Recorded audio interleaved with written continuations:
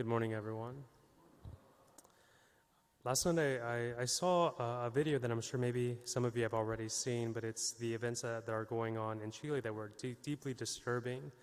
The individuals, well, most of the country is in upheaval right now because they're trying to rewrite their constitution and to make it an extremely secular state.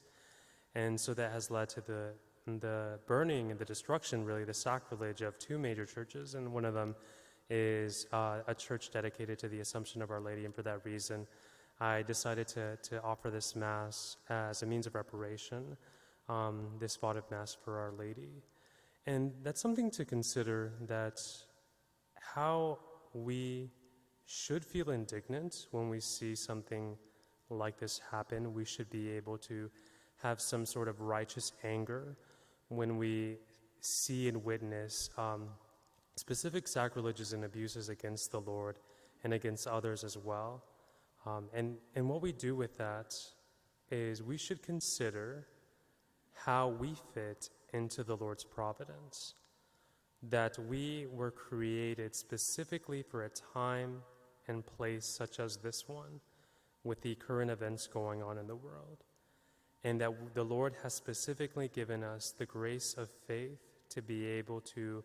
not only be witnesses and spectators of such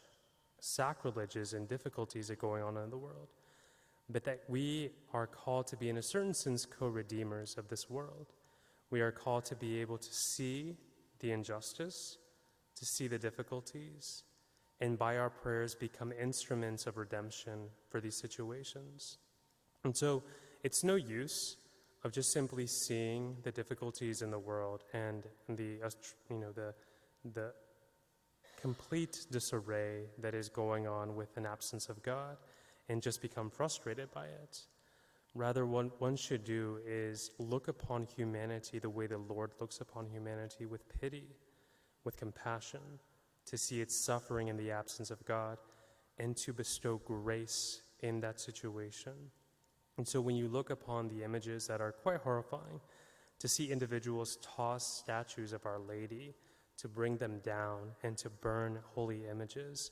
and to write "Death to the Nazarene" on a church building, that's quite horrifying, and that should give us some sort of indignation.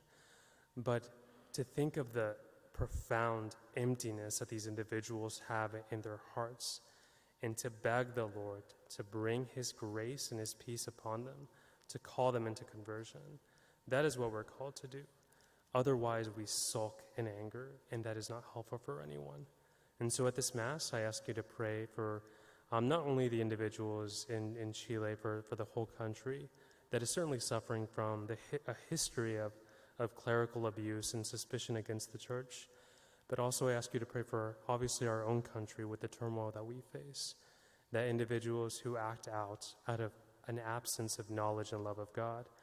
that they may come to be filled with His grace and live in that love that the Lord wants for them.